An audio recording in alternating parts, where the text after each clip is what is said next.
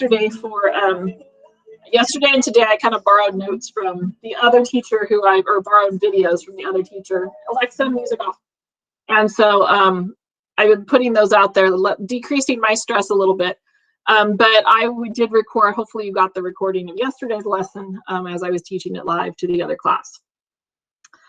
All right, and these notes look crazy too. What happened? I thought when I printed them, they didn't look so crazy or maybe it's just, no, they printed crazy. I'm just looking at this on the screen. I thought I'd cleaned up all the crazy and I didn't apparently clean up the crazy on some of these, and I'm sorry that they came out that way. Okay, so, all right. You guys ready? Did we have a good break? Tell me what you did in the break in the chat.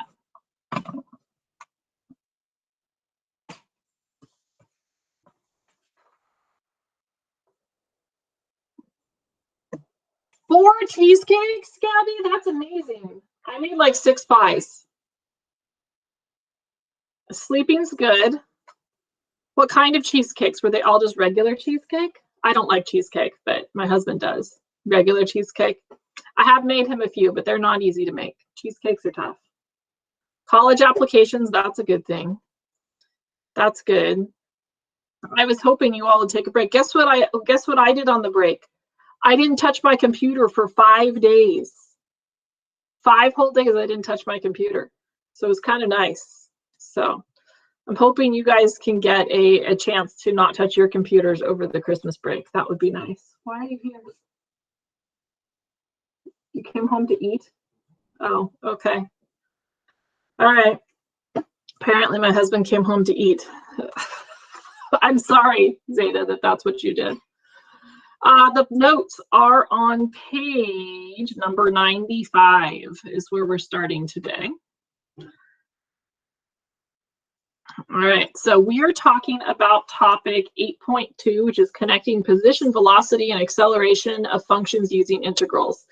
Yesterday's group, when we started doing a little bit of more position, velocity, acceleration, they decided that they liked it again. So it was not quite as stressful as what we were doing in Unit 7, okay? So Unit 7 was kind of tricky there at points. Good morning, Lester. So we are, or afternoon almost, huh? So we're gonna go ahead and get going here. I'm glad you all had hopefully some time to relax during the break and, you know, watch 5 million Christmas movies like I did. My job during the break was to clean off the DVR, right? That's what I do during Thanksgiving break. It wasn't all I did. All right, so we are going to, the essential question is, how do I determine values for position and rates of change using definite integrals?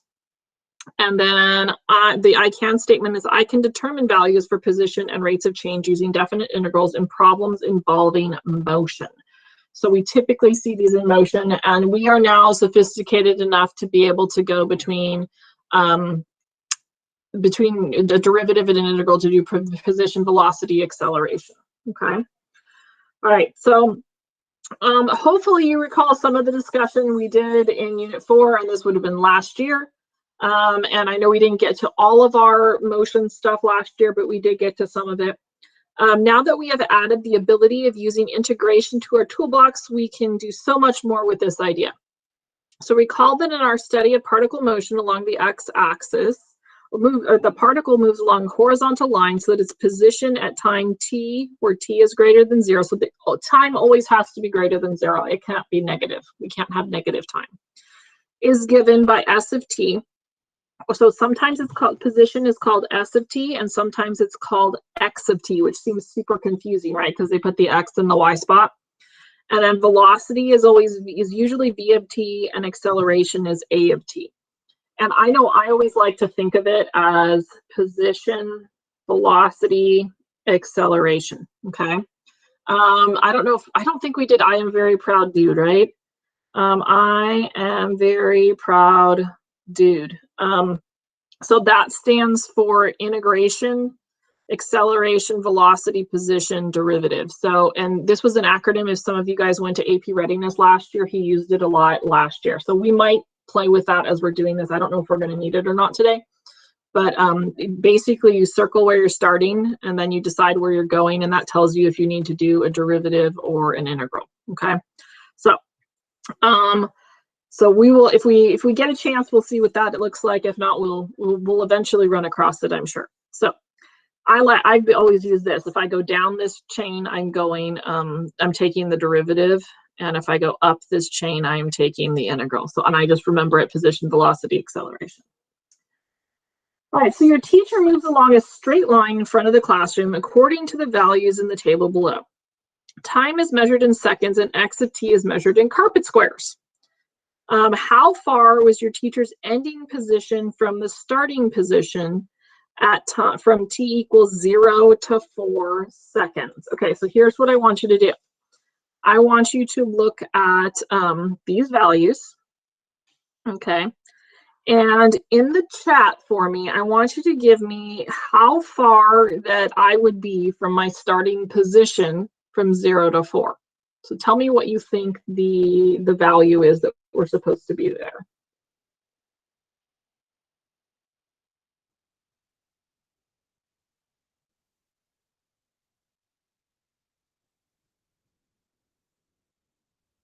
Okay, do I need to explain it? Because, all right, so here is Mrs. Ballard. Okay, she never wears a dress, but there she is, okay? And she's got some hair, okay? All right, so she's gonna move 1, 2 carpet squares, right? And then she's gonna keep moving carpet squares, all right, until she gets to the end here, and she's gonna follow these directions of moves. Does that make a little bit more sense? So what they want to tell me is, where is my last, what is the last carpet square number I would be standing on if I made these moves right here? So Lorenzo says 16. Okay, Gabby says 20. 20, okay.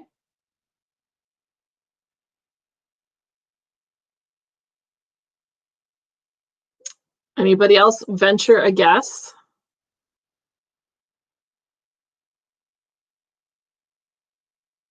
Lester's going with 16, okay. Any other guesses?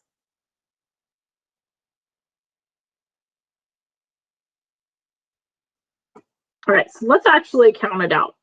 Let's see what actually happens with this guy here. So if I went 1, 2 carpet squares, okay, then it says I'm going to go backwards 2 carpet squares, okay. Then it says at time 2 I don't move at all, okay. And then it says that at time ending position from his starting position, okay. Then it says that at time 3, so at time 2 I was at 0, right? Oh, wait. I'm not reading it right. Let me try that again, because I've seen where I saw where the 20 is coming from. So let's say at time 0, I am standing at carpet square number 2, okay? At time -2, so this was my initial position, right? Let me put myself in the initial position in the right spot. I'm not putting hair on it this time, okay? So my initial position is 2. I am going to, at time 1, I'm going to be backwards 2 carpet squares. So I'm going to be at -2, okay? So I would have walked 1, 2, 3, 4 carpet squares to actually get there, okay? Then at time 2, I am going to be at carpet square 0. So I'm actually right here at time 0. Okay, so I'm not counting up how many places I am from. I'm not counting how many carpet squares I've walked. I'm just counting where my position is. And then at time 3, I'm back here. So this is at t equals 3 as well. Then at time 4, I'm at 18. So I'm coming all the way down here to 18. So what I need is the distance between 2 and 18. So those of us that said 16, you are correct, all right? So this would be 16 carpet squares from the beginning. Did I make sense? I hope. Gabby and Natalie that answered 20, did that make sense? Yeah, okay. All right, so look at the question too now. What is the distance your teacher traveled? So this was saying from this starting, the first one's saying from the starting position to the ending position, what was the distance in between, okay? Now it's asking me, what did I actually travel? Well, now we need to actually count how much was travel, okay? So let me go through the travel part again, okay? So I'm gonna count up. It says that I'm going to walk 2. So I'm going to go, or I'm sorry, I'm at 2. I'm going to walk -2, which would be 1, 2, 3, 4. Okay. Then it says I got to go back to 0. So that's 5, 6. And then I've got to go to 2. So at 2, we are at 7, 8. And then I've got to go all the way to 18, right? So I'm already at 8. And then I've got to go all the way to 18 from 2, which we know is another 16, right? Let me make sure I'm thinking about that the right way. So 8 plus 16, that's not getting me the right number. Okay, so we're already at 8. Let's count it from there because I'm not getting the right number in my head here. So 2, 3, 4, 5, 6, 7, 8, 9, 10, 11, 12, 13. 14, 15, 16, 17, 18. I'm not sure I counted right. Okay, so let's try this. So 8, 9, 10, 11, 12, 13, 14, 15, 16, 17, 18, 19, 20, 21, 22, 23, 24. I think I miscounted somewhere. I was supposed to get 26. But hopefully you're getting the idea that one of them means when we say total distance, this is talking about the total distance versus this is just talking from a starting and an ending point. Okay. So there's a difference in the way the question is asked, and we need to be careful about that when we do motion. All right, let's look at example 1. It is a calculator question. For now, I'm still using Desmos because I have yet to thank you, Gabby. It's supposed to be 26, but I only counted 24, so I'm going with 24. All right, so a particle moves along a horizontal line. So I'm working example 1, okay? So a particle moves along a horizontal line for t equals 0 to 8. The velocity of the particle is given by, and they gave us a crazy function, okay? We would never, ever, ever try to do that function by hand. And the position is given by s of t. So we started with velocity. We have to get to position. So it is known that s of 0 equals -3. Okay. All right. So if I'm in velocity and I have to get to position, so this is the way I've always thought about it. Position, velocity, acceleration. I'm in velocity, I need to get to position. So when I go up that little string, thank you, Gabby, you are reading my mind again. We are going to have to integrate that, okay? But there is a bit, we're gonna eventually have to integrate that. We didn't read question A yet. So find all the values in the interval between 4 and 7 for which the speed, so they didn't ask me about position yet, for which the speed of the particle is 5. Okay. So does anybody remember s of 0 is the starting point, Lorenzo? That's correct. So that's your initial condition. So this is our initial condition. All right. So speed is the absolute value of velocity. So actually, I'm not doing an integral right now. I am going to have to figure out the absolute value of this thing and then where it is equal to 5. Okay, and I would do this very similar on your calculator as I'm going to do it in Desmos. Okay, so let's see if this works in Desmos. Let's see if we can get it to work. So I'm going to go to Desmos. And you are welcome to try this on your graphing calculator, if you have it and it's charged. Okay, so you can do something very, very similar on there. So I'm going to type in the crazy function. I'm going to name the crazy function v of t equals. Okay, and Desmos will take the t. Your calculator, you have to call it x, and it's going to go into f of x under f1. Okay, So t minus 3 natural log of t plus 2 plus 2t sine of t squared. Look at how crazy it's getting, divided by 12. Okay. Then it's asking me about the absolute value of that. So I'm going to literally just type in absolute value of v of t and see if it will graph that. Let's see. It didn't like that. Let's try making it like y equals. There we go. So now I got the picture of it. So do you see how, it's actually kind of an interesting picture to look at. Let's zoom out a little bit. Do you see how we got the absolute value of it? So made all these values that were negative. Do you see how they bumped up and became positive? Isn't that kind of cool? It does. It's exactly, it's reflected, but only the negative values are reflected. The positive values stayed positive. Can you tell the difference in the color? You see how that's a little bit darker blue and this is a little bit lighter blue because I've got the blue on top of the red there. I think that's a new feature that they just have put in actually.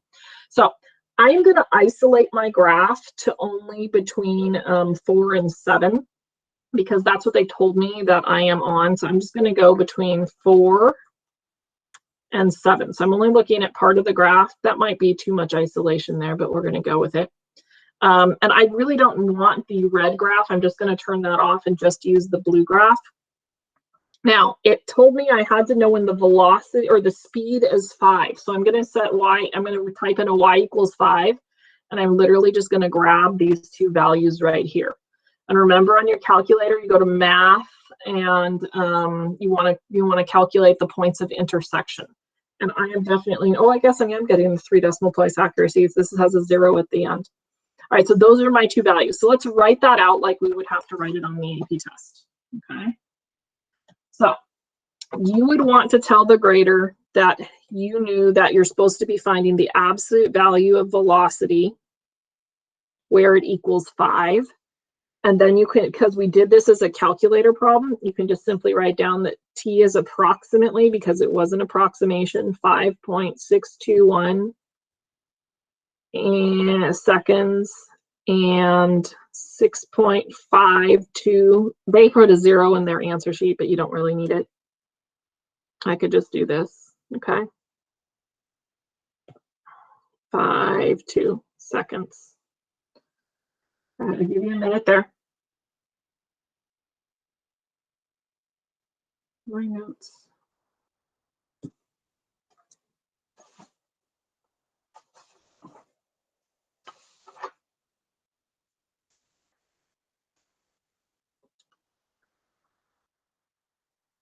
It didn't show up on your graph. Are you using the calculator? Or are you using the are you using Desmos, Gabby? The calculator? Did you make sure that your window is set 0 to 8? Because I'm looking at that right now and it says that it should be 0 to 8. Did you make sure that you're also in radians, not degrees? Double check those two things. Okay. I don't know why it's not showing up then. So make sure that, oh, did you use T's instead of X's?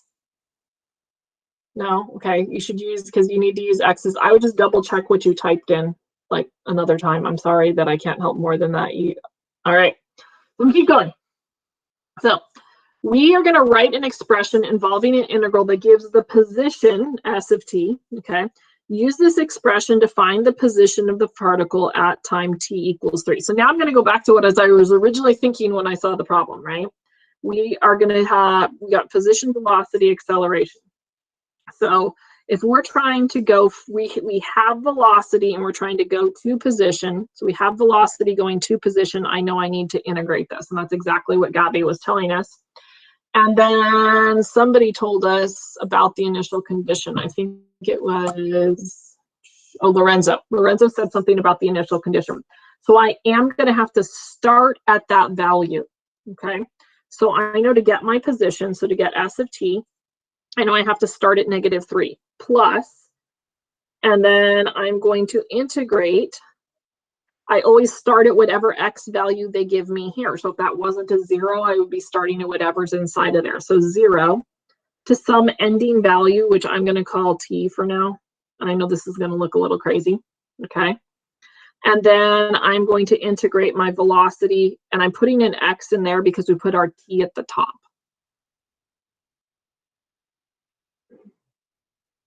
All right, now in order to get this at time t equals 3, we're going to go s of 3 equals -3.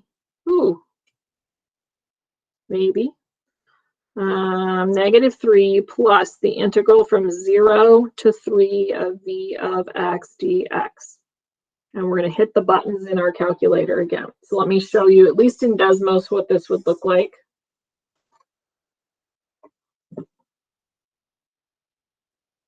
Okay, so I'm going to type in my -3 plus, and remember we're doing a calculation. So I'm going to do integral, and I just start typing the word integral, and I'm going to go 0 to 3. And then I'm going to say I'm going to want this of v of t. And then you have to put dt after it in order to get the answer. And do you notice how over here your decimal places are way more accurate than in your graph patch? And I don't know how, I haven't played with how to get these more accurate. All right, so this means that we've got, it's at -6.262, or I could use 263. I'd prefer you just truncate it and chop it off. All right, so I'm going to write that down. So -6.263.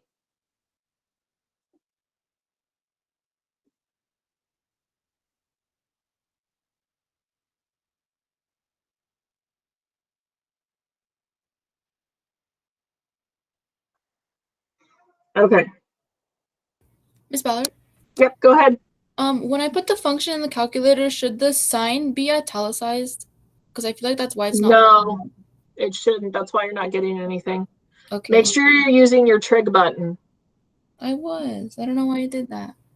Did you put something inside of the sign, like you did a parenthesis? It should have popped up with an automatic parentheses. Yeah, and I put the x squared over 12. Yeah, I don't know why it's becoming italicized. That's really weird. Okay, thank you. But that's exactly where your error is. Okay. Okay. All right. Let's talk about part C. Okay, and part C, we're going to use one of Mrs. Ballard's favorite things, the good old sign chart. Okay, because that's really makes it easy to tell where things change direction. So we're supposed to find all times in which the interval in which the particle changes direction. Okay, so we know that it's going to change direction when the slope is equal to 0. Okay, so I want my slope equal to 0. So I'm going to go back and I'm going to look at my slope graph to try to figure out where it is equal to 0, or where my zeros are, and I'm going to draw my sign chart from that. Okay, so here I'm going to flip back to my Desmos. I'm going to turn this one off. I'm not deleting it. Notice I'm keeping it there. And I'm going to change my window back again to the 0 to 8. So I'm going to come back to settings, and I'm going to go 0 to 8, so I get a whole picture of the thing. Okay, I am going to try to grab, let's see if it lets me pop up the zeros there. Let's see if I can screenshot that really fast so I don't have to draw it.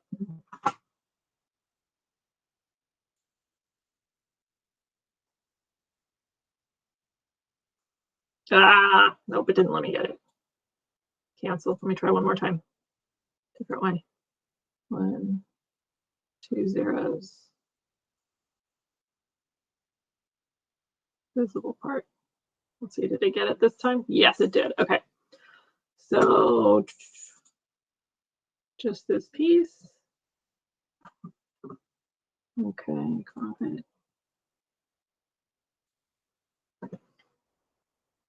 Okay, let me put that into my notes really fast so we can get a sign chart off of it.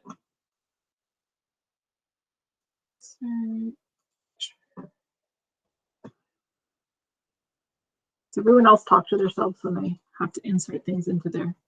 There we go. Okay, so I'm going to do my sign chart based off of that. Some teachers will just do it based off the graph. I just am super comfortable, and I know I trained you guys to be super comfortable with doing everything off of a sign chart. So that's why I always default back to that when I possibly can. Okay, because I know it's something that we're really, really good at. All right, I don't remember what was the name of my function. Was it f or v? It's v of t, right? So I'm going to say that this is v of t, which is really whatever s prime of t. Okay, and then this is your X value. So it looks like I am having, I'm starting at 0. I'm going to 2.341. And then I'm going from 2.341 to 6.127. They're going from 6.127 all the way to 8 was my ending. Okay. When we are looking at the derivative, because this was the graph of the velocity, which we know is the derivative graph, I look at above and below. Okay. So can you guys give me the signs that I should have? Yes, on the answer to your question. So type the signs of what would my signs look like in my sign chart in order.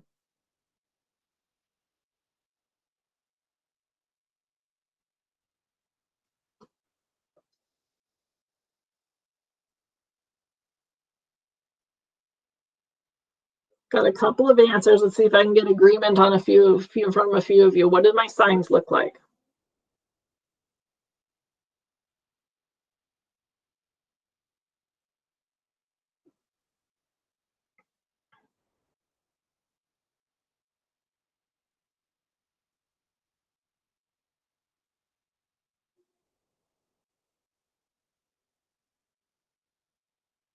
All right, so I do like what Gabby says. We are below, so it's negative. We are above, so it's positive, and we are below, so it's negative again. So I think Gabby and Lorenzo both ended up agreeing on that. So we're going to read what it says again. So it says, find all times in the interval where which the particle changes direction. So when I go to change direction, I want to look where the velocity is equal to 0 and make sure there's a sign change there. And it does look like there is a sign change on all of those. So I have both 2.431 and 6.127. We do need to justify our answer. So here comes the sentence, okay? So the particle changes direction on 0 to 8, okay, at t equals 2.341 seconds and t equals 6.127 seconds because the sign of velocity changes at these values.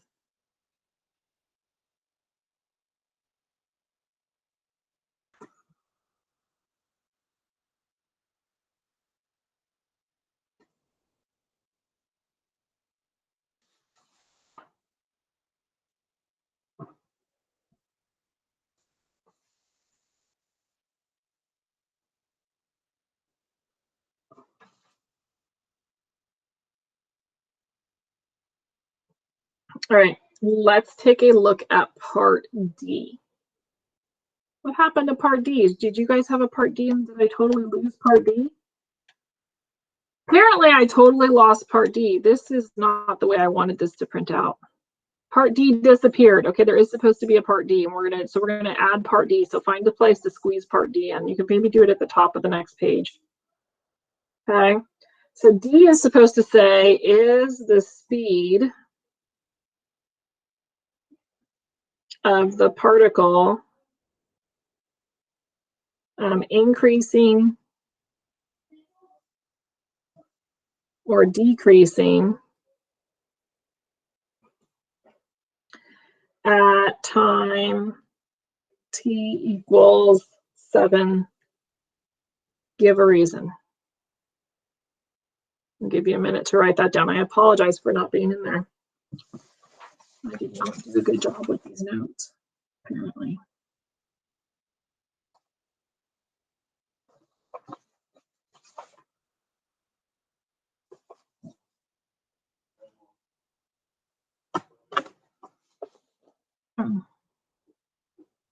No, I didn't do a good job with these notes, Gabby. Thank you. Bye. Have fun at work. Okay, so Gabby is saying there, or no, I was answering, you were asking, I was asking the question. So Gabby is saying, no, it's not the speed. So is the speed of the particle increasing or decreasing? No. Okay, good. Well, I'm glad you weren't commenting on my notes, Gabby. Oh, you were asking if there was a part D. No, there wasn't, and I'm sorry about that. All right, so the way we tell if it is increasing or decreasing is by looking at the value of the acceleration and the velocity, okay? If the acceleration and the velocity signs match, and this is all written down on the next page, so don't panic about writing it down, okay? If the velocity and the acceleration signs match, it's increasing. If the signs are opposite, it's decreasing. So what I'm gonna do is I'm gonna go and I'm gonna calculate the velocity at 7 and the acceleration at 7. How am I going to get the acceleration based on the information that I have? So I have, there we go, good job. We got to do the derivative. So I'm actually going to calculate the derivative of the velocity at 7. Okay, so I'm going to go back to my calculator because this is still designated a calculator problem. So I'm going to go back here, and I'm going to go here. And I'm just going to, first of all, I'm just going to go V, not capital V, V of 7. And there's my value. Okay, so it was negative. And then we're going to do V or V prime of 7. And there is, it is negative again. Okay, so if it's negative and negative, that means that the speed is increasing. Okay, so we're going to write all of that down on the next page or on the page. So my acceleration is negative 10.912.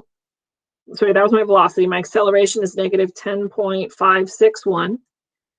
And then we would say that this, our reason would be the speed of the particle is increasing at t equals 7 seconds because velocity and acceleration at 7 are both negative. Or you can say they both have the same sign. Both of those things are okay.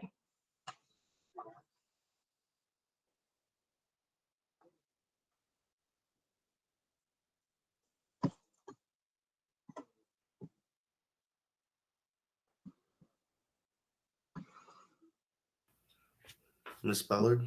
Yep, go ahead, David. So how do we determine that the speed at times 7 was increasing again because of the V of 7?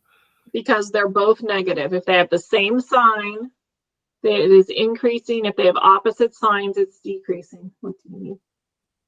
Okay. Yeah, I'll be done in just a few minutes. All right, so what I want you to do is I want you to bring your attention to that next page, okay?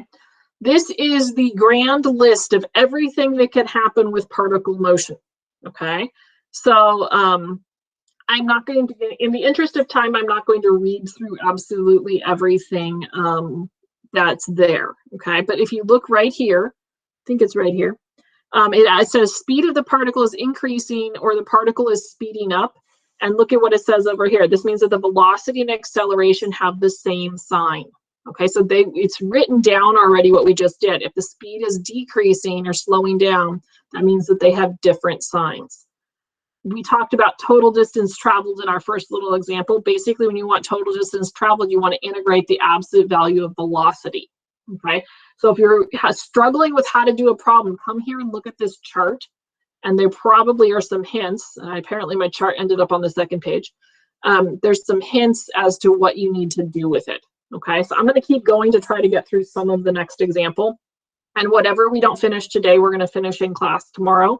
I did make a homework assignment, and that homework assignment is basically supposed to cover these 2 days. Okay, and I believe it was the worksheet was in the notes for you to print out. I also posted it today. Okay, so example 2 is the space shot. The space shot is an amusement park ride that gently raises riders up a tower and then rapidly bounces them up and down using compressed air. That does not sound like fun, okay? The velocity of the space shot for 0 to 14 is modeled by a piecewise linear function as shown below, where t is measured in seconds and v in feet per second. Okay. So, and we just said this is the velocity graph. It doesn't hurt to label it as this is velocity. Okay, because you're telling yourself, so you keep remembering that. Okay. All right, so at what times on the interval, and notice this is a no calculator problem, right? So I'm supposed to use that graph to do my work. At what times in the interval, if any, does the space shot change direction? Give a reason for your answer. So based on what we did, so this is very similar to what we did in the last problem. What do I need to do? What technique did I use? Okay, get zeros, do his sign chart. Good job, Gabby. So I'm going to start with my sign chart.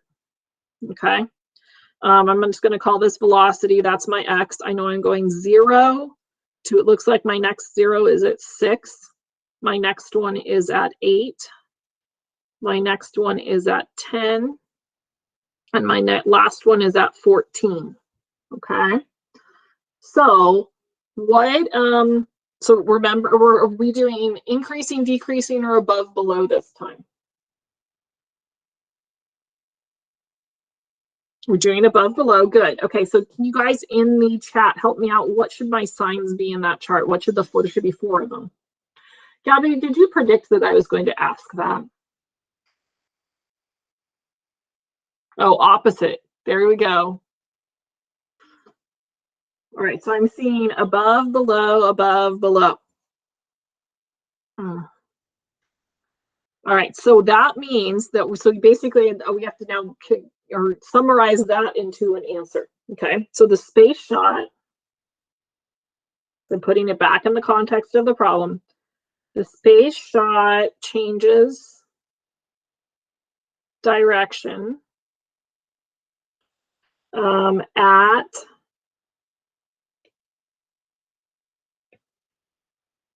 t equals 6 seconds. Okay, actually I'm just going to make a list. I'll label it at the end.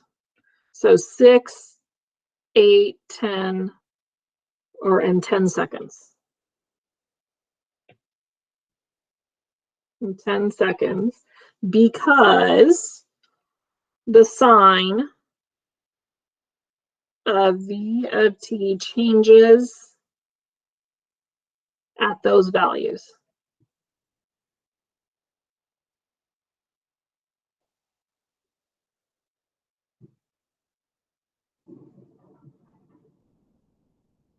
All right, let's see if we can get part B done, and then we will do the joke of the day, okay? And we will save C and D and the last few examples for tomorrow. Again, you can probably get a start on the homework, but you might not get it finished today. So at what times in the interval is this space shot the highest? How high is the ride at that time? Actually, we're not going to have time to finish this one, okay? So we're going to just start with B tomorrow. How does that sound? Because I'm looking at how long this one is, and it's not short. So if you wanted to play with this one, oh, good job, Gabby. We're looking at an absolute max, which means that we need to do a T-chart, right? So we're going to do a T-chart of our values, okay, on this one. All right, but we're going to save that for tomorrow, okay, because we won't have as much kind of the intro nonsense tomorrow. And the other ones are pretty short tomorrow, okay? So do the best you can in getting started on the homework, and we will finish this up tomorrow. I am going to hit the stop recording button on that one.